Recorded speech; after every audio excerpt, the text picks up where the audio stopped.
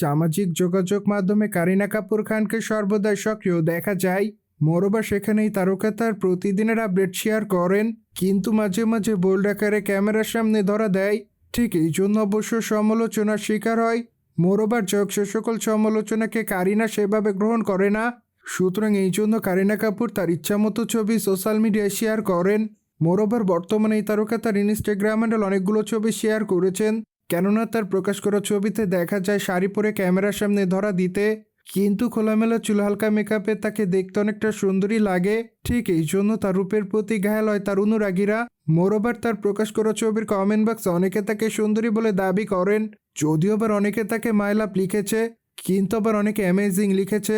মোরোবার অনেকে আবার তাকে প্রিটি গার্ল লিখেছে, যদিও আবার অনেকে তাকে আকর্ষণীয় বলে দাবি করেন, কিন্তু আবার অনেকে তাকে গর্জিয়াস বলে দাবি করেন। সুতরাং যোগ সবকিছু মিলে কারিনা কাপুর দর্শকদের মাঝে এভাবে আলোচনায়।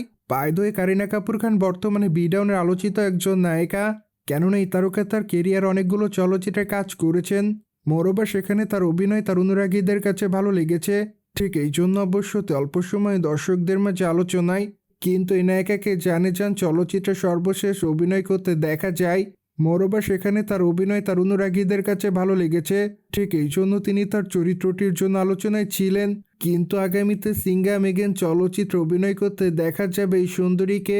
মোরোবার সেখানে তার অভিনয় তার অনুরাগীদের কাছে ভালো লেগেছে, যদিও চলচ্চিত্র শুটিংয়ের কাজ এখনও সম্পূর্ণ শেষ হয়নি।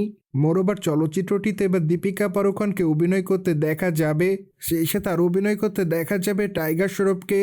সুতরাং যোগ জেনে তো নিলেন কারিনা কাপুর খান বর্তমানে শাড়িতে গ্ল্যামার রূপে ধরা দেয়। মোরওভার এই বিষয়টি নিয়ে কোনো মতামত থাকলে কমেন্ট বক্সে জানাতে ভুলবেন না। কিন্তু আমাদের চ্যানেলটিকে সাবস্ক্রাইব করে আমাদের সাথেই থাকুন আপকামিং আপডেট জানার জন্য।